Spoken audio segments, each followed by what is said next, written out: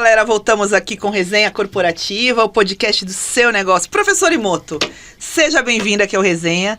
Professor Imoto, que tem o método dele, é um cara muito influente e muito conhecedor aí das artes marciais, lutas, defesas pessoais, e vai contar um pouquinho pra gente aí sobre esse universo, sobre o que é o método Imoto, sobre o que ele construiu, né, ao longo de tantos anos aí de artes marciais, né, professor? Obrigado, Sara.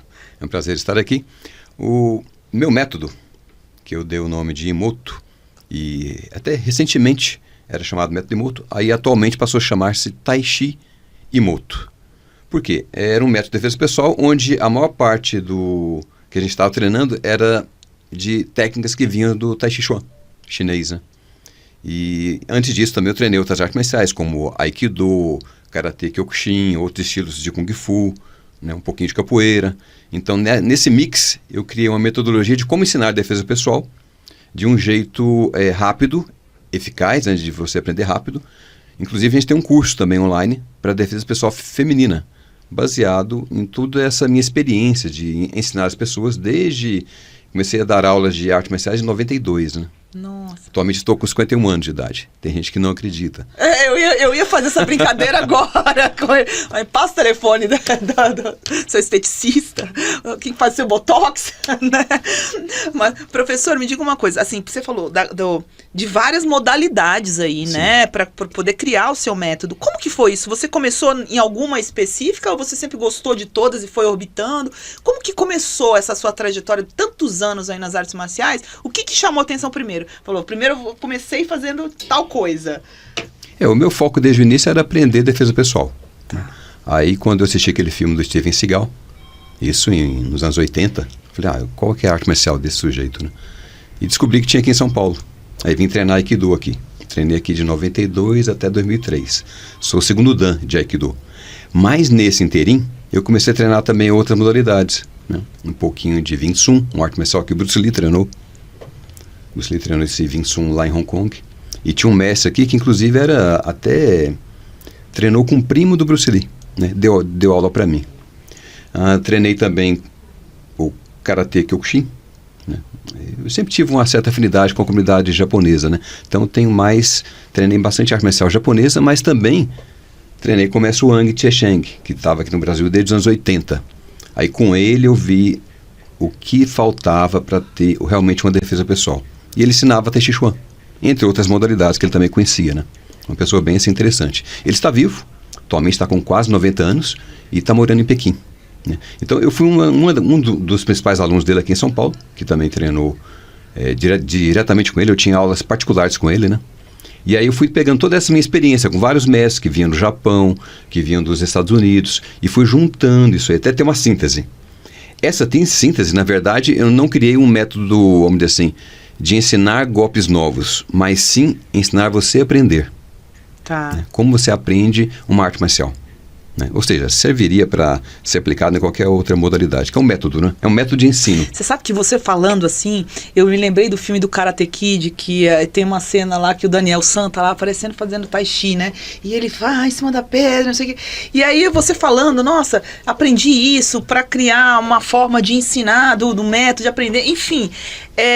Me parece, e é interessante isso, você falar que você sempre se identificou muito com a cultura japonesa, né, oriental mesmo, nas artes marciais, porque até interessante também falar dos filmes da década de 80, porque você via muito isso. Parece que era diferente, que tinha esse mix do você falar de uma arte marcial X, mas você tinha princípios, fundamentos e uma forma diferente, né?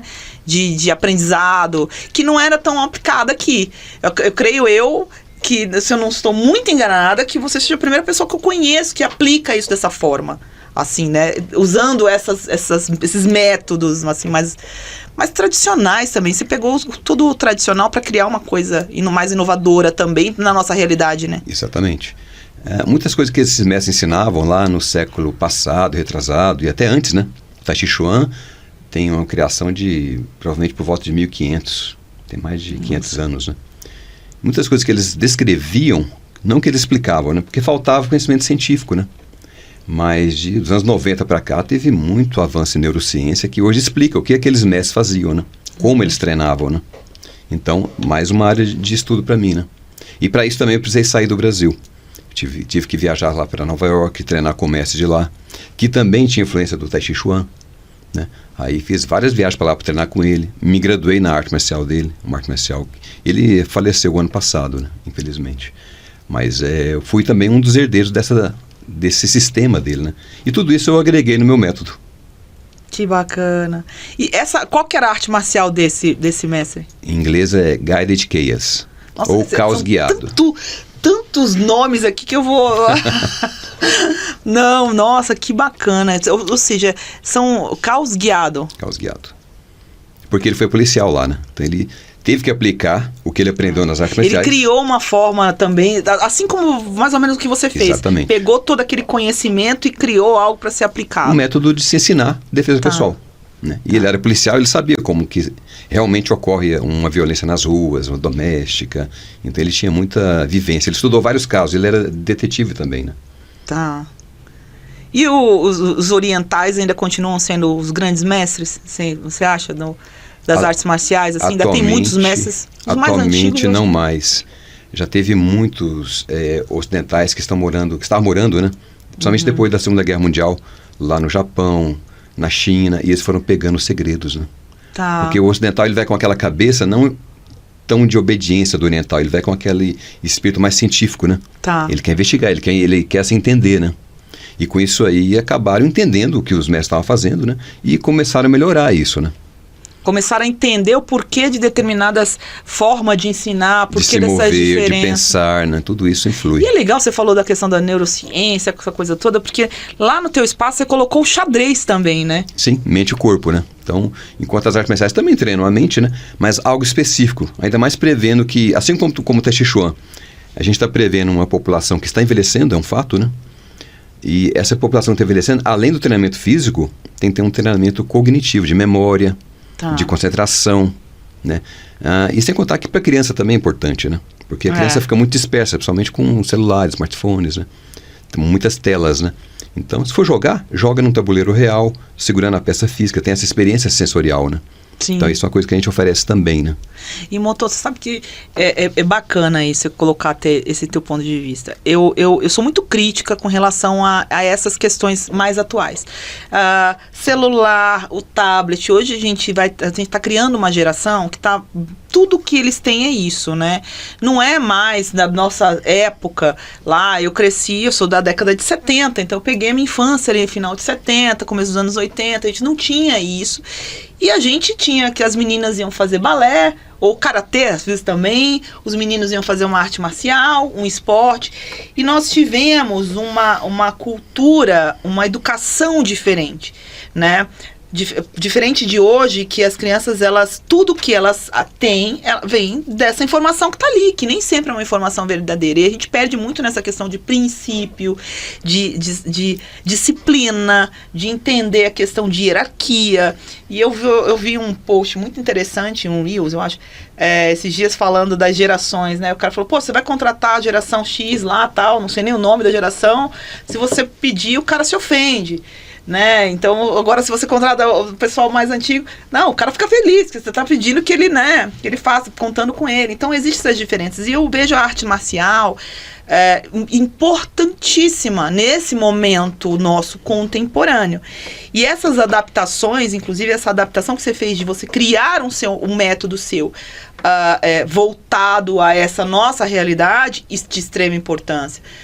É legal falar assim, para a defesa pessoal, mas a questão também de você tá criando personalidades, né? Você tá fazendo com que essas personalidades se desenvolvam de uma outra forma, né? Não focada naquilo ali só que tá ali, que nem sempre é real, né? Sim. A defesa pessoal é um termo muito amplo, né? Por exemplo, se você se alimenta bem, está em boa forma, é um tipo de defesa pessoal. Né? Ao mesmo tempo, tem que saber lidar com a questão da violência, né? O que seria a violência? Violência é uma arma neutra. Ela pode ser usada para o bem e para o mal. Às vezes um policial tem que ser violento para salvar outras pessoas, né?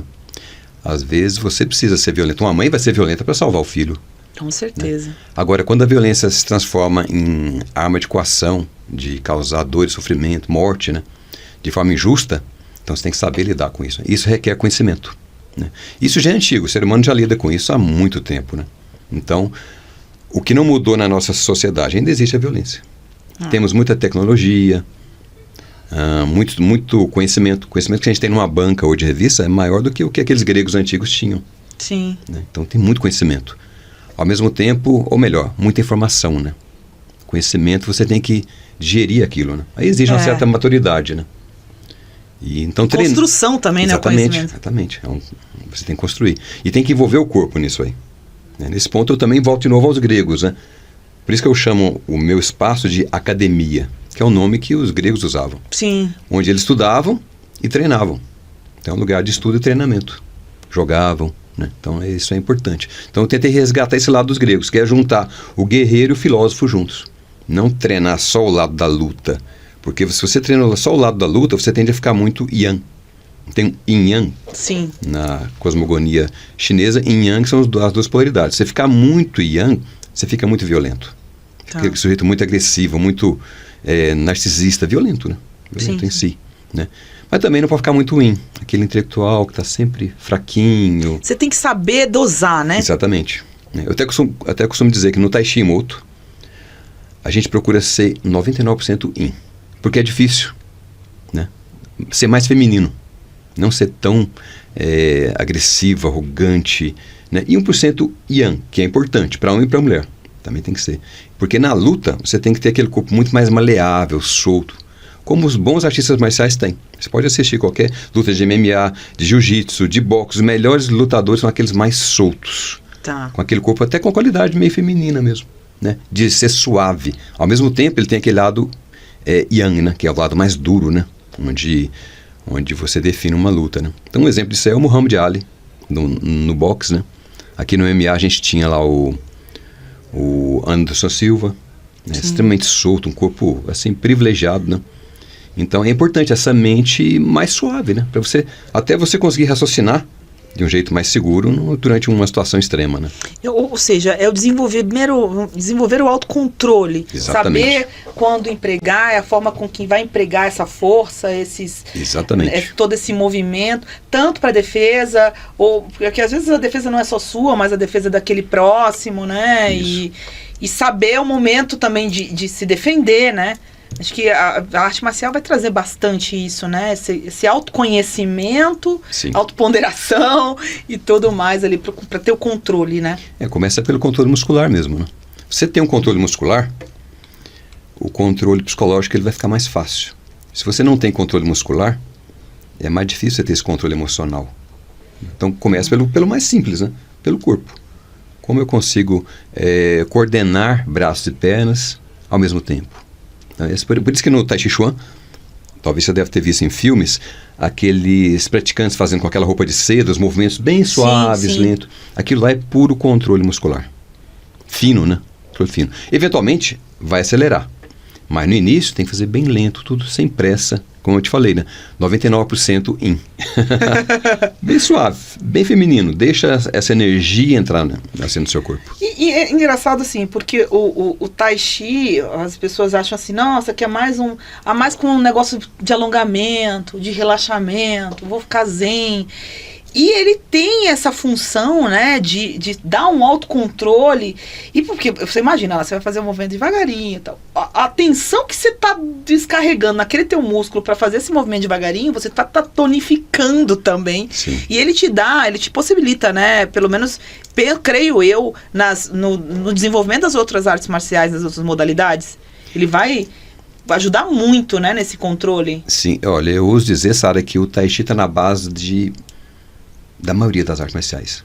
E a gente não percebe, né? Às vezes não valoriza, né? Não digo o Tai Chi como o Tai Chi, mas o Tai Chi, os princípios dele, que são mais antigos do que a própria arte, né? Esses princípios têm calcula-se que mais de 5.000 anos.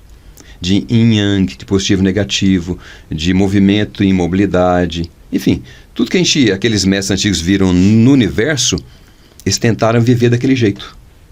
Uma vida bem em harmonia com a natureza, aquele jeito bem mais... O fato é que nos digamos assim, últimos 2.000 anos, o ser humano evoluiu muito rápido, somente em termos tecnológicos, né? Então mudou muito o ambiente, né?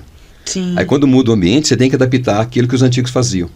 Eu tenho práticas que eu não assim, ensino porque uma coisa é você treinar uma prática que foi feita para um templo, onde você fica calmo, recluso. Outra é uma prática onde você está numa cidade grande. Então tem que pensar nisso aí, mexe com o psicológico, né? Várias artes marciais, se você treinar ela do jeito, vamos dizer assim, como era treinado no passado, exatamente como era treinado assim no passado, para hoje ela é perigosa. Porque no passado, vamos pegar a época dos samurais, eles não treinavam para poder competir, era para machucar outro, para matar outro, né? Deixar outro aleijado. É usado em guerra, né? Eu ensino algumas pessoas lá, assim, na minha academia, principalmente o pessoal da área de segurança, como parar alguém sem ter que ser tão letal, né? E ao mesmo tempo ser capaz também de parar alguém. O cara não sujeito com uma arma, enfim, um sujeito psicótico. Imobilizar de verdade, Imobilizar, né? Exatamente. Então tem que saber isso aí. Então, dependendo o jeito que se ensina, você pode criar um monstro, né? Então, as artes marciais é algo sério, né? Você falou tudo, né? Dependendo do jeito que ensina, você pode criar um monstro. Aí vai muito do mestre, né? Do professor. Que o professor de artes marciais, ao meu ver, ele tem uma função, assim, importantíssima. Porque, assim, na cultura antiga, era aquela coisa do mestre, né? Que era pra vida inteira. O seu mestre era pra sua vida inteira. Exatamente. Porque você, como professor, você acaba criando o caráter de uma pessoa. Vai moldar aquele caráter ali. E, às vezes, você pega uma pessoa que é extremamente agressiva e ela se torna um ser iluminado, assim, né? Totalmente controlada. Ao mesmo tempo, se você pega um outro professor que não tem essa habilidade de lidar com o ser humano dessa forma, ele vai pegar e vai criar um monstro. Sim. Não é? A responsabilidade que se tem em dar aula, lecionar mesmo a questão das artes marciais é enorme. Por isso que, agora, você busca na teoria do Tai Chi Chuan como treinar, como se mover, como pensar. Então já tem tudo ali, já foram escritos nos clássicos do Tai Chi, que é considerada a Bíblia do Tai Chi, escritos por volta de 1590 até o século XIX, ainda estavam escrevendo esses clássicos, né? Que eles pegavam as orientações orais dos mestres e passavam para o papel, né? Colocavam assim em pergaminho, até formar livros, né? Então esses clássicos chegaram até hoje a gente, e lá está tudo descrito, como você deve treinar. Então não é algo que você não precisa reinventar a roda. Está bem preciso, treina isso, por causa disso, né? Então, o método hoje é para pegar isso que já está bem condensado e adaptar para o homem de hoje, para o homem e para a mulher de hoje, né? Para a criança de hoje, né? Para o idoso de hoje, né? Que é diferente da pessoa do passado, né? De século XVIII, século XVI, é outra mentalidade, né? É o adaptar à vida contemporânea, né? E os problemas contemporâneos também, né? Porque você pega... Hoje dizem que as doenças do século são mentais, né? Ansiedade e depressão. Aí você pega uma pessoa depressiva, uma pessoa super ansiosa e vai dar aula de artes marciais para ela. Então tem que ter esse jogo de cintura. E é interessante isso, você colocar que existe um método já escrito, né? Sim, muito antigo. Como funciona, eu não sabia disso. E é interessante demais isso, e o Tai Chi é algo curioso mesmo, porque de fato, se a gente, principalmente o pessoal da nossa geração aí que vai lembrar dos filmes antigos, sempre tinham esses movimentos. E hoje se fala muito pouco do Tai Chi, né? Assim, como base fundamental para outras artes, né? Olha, por exemplo, o Jiu-Jitsu significa arte suave, né? E essa suavidade é justamente do Tai Chi Chuan. Aikido, o caminho da harmonia. Essa suavidade, essa harmonia é origem no Tai Chi Chuan, né? Então, todos aqueles princípios, aqueles lemas que tem no Karatê, na própria capoeira, né, de ser uma pessoa honesta, boa, íntegra, né? Isso está tudo lá escrito, descrito, né, nos clássicos do Tai Chi Chuan. E o exemplo da vida dos mestres também antigos, né? Formação de caráter mesmo, né? De como uma pessoa tem que ser formada para ser um cidadão que vai viver no meio daquela sociedade. É interessante, por exemplo, no caso do Tai Chi, só voltando um pouco nisso, a gente vê, principalmente aqui em São Paulo, a comunidade japonesa, muitos idosos, né? Que se reúnem para essa prática em alguns locais aqui de São Paulo, a gente vê nos parques, em algumas academias, assim como na sua. Por que eles optam tanto? Eu sei que tudo bem, tem uma questão cultural, mas como você está mais ligado a isso, talvez nos explique melhor. Por que tem tanto oriental já de idade mais avançada que não abre mão? É cultural ou eles entenderam muito antes da gente a necessidade? Porque você vê sempre, bate cartão ali. tem as atividades ali semanais, não sei se diárias, mas eu vejo, mesmo aqui por perto aqui do estúdio, tem alguns lugares que eles se reúnem para fazer o Tai Chi. Eles veem que é uma prática que faz bem para eles, né? Que dá benefícios, né? E eles provavelmente viram também os pais, os avós fazendo, né? Então já tem aquela influência, né? Desde a família, né? E quando você treina, você vê os benefícios, né? Mesmo fazendo uma prática bem, vamos dizer assim, mais simples, mas sem deixar nada muito complexo, só fazer os movimentos pelo movimento em si. Já dá, assim, resultados bons para a saúde, né? No caso de idoso, evita quedas, melhora a pressão. Uma pessoa que é muito ansiosa fica mais calma. Para trabalhar tudo isso, né? Saiu o livro, tem um livro, o Tai Chi em Harvard, onde a Universidade de Harvard fez um estudo, aliás, a Faculdade de Harvard fez um estudo em que pegaram aquele Tai Chi bem básico, né? E ensinaram para algumas pessoas, né? Fizeram grupos de estudo e viram que os benefícios eram tremendos, né? Melhorava a propriocepção, que é a nossa capacidade de ficar no tempo e no espaço, assim, em equilíbrio. Melhorava a qualidade de sono, evitava a pessoa ter quedas, melhorava a pressão, melhorava o sistema imunológico.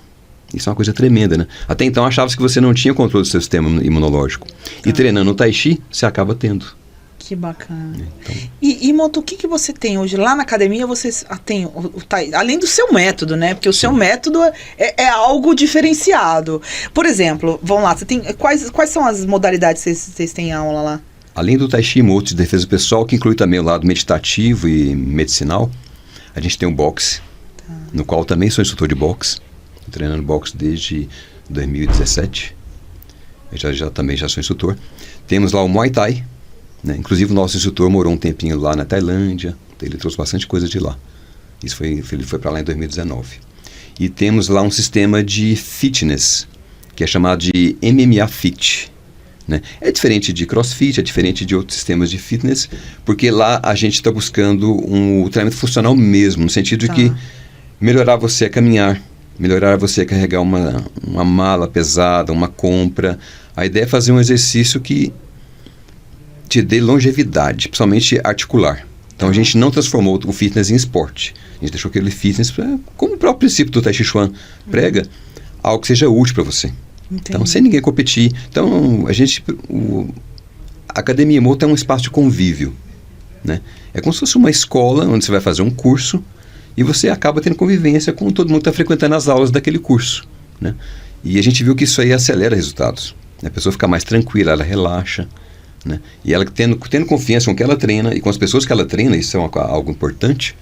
Daí o fato de não ter competição facilita a curva de aprendizado. Ela aprende bem mais rápido. Entendi. E fica mais prazeroso. Você não fica com aquela ansiedade de competir com alguém. Você cria aquele ambiente mais familiar que a pessoa entra ali, ela vai aprender, de repente faz uma modalidade, aí faz outra e complementa com outra.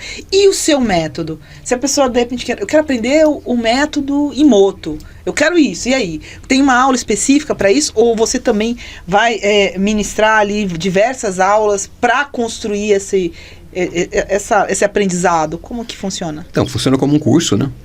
Então, temos dias específicos, onde a gente ministra as aulas do Tai Chi Emoto, com horário específico, né? Então, estão disponíveis no site, com as outras modalidades também. Cada tem dia, seu horário, cada né? dia tem seu horário, né? Dependendo, tem um setor diferente, né? Agora, normalmente o Tai Chi a gente ensina um sistema de curso, né? Então, a pessoa vai ter, em determinado período, acesso a um conteúdo que eu vou passando aos poucos, até ela conseguir assimilar. Isso varia de pessoa para pessoa, né? Eu já tenho alunos faixas pretas já. Que legal. O meu faixa preta que pegou mais rápido a faixa preta, pegou com 4 anos e pouquinho de treino, né? Tem uma mulher faixa preta, né? Então já tem já tem um grupo com a base, né? Agora, quem entrar novo, espere-se que a pessoa comece a adquirir habilidades com 3 a 6 meses de treino. Ela começa a perceber, porque ela passa a mover-se diferente. Então, mudou o movimento. A gente começa, em vez de tentar alterar a mente, você altera o movimento. Sua mente vai alterar. Vai ficar diferente, ela não vai ficar tão desfocada, né? Você tem controle do corpo, controle do movimento. Sua mente vai ficar mais focada naquilo também. Então, uma coisa leva a outra, né? Você consegue trabalhar tudo, né? Exatamente. Corpo, através mente. do movimento. Isso é muito bom, gente. Não, eu vou lá, vou fazer um resenha visita lá na Academia Imoto, conhecer, vou fazer uma aula, viu, gente? Vocês vão ver lá eu fazendo uma aula do método Imoto. Vou, com certeza, adoro fazer essas coisas. Fazer um resenha visita lá pra gente apresentar um pouquinho. E parabéns, viu, pela sua história. Acho que você é um cara conhecedor demais, né, Imoto? Assim, só desde o que você falou, o tempo que você tem aí de estrada nas artes marciais, conhecendo várias modalidades assim que não são tão comuns, né? Porque a gente sabe, tal modalidade, tal. Mas você falou algumas ali que eu não vou ousar repetir, né? Porque, não. Mas, assim, você conhece muito profundamente, dá pra perceber isso, até tua postura de mestre, assim, né?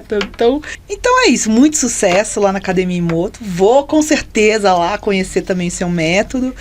Obrigada novamente, né, por ter participado aqui do resenha e contado a sua história.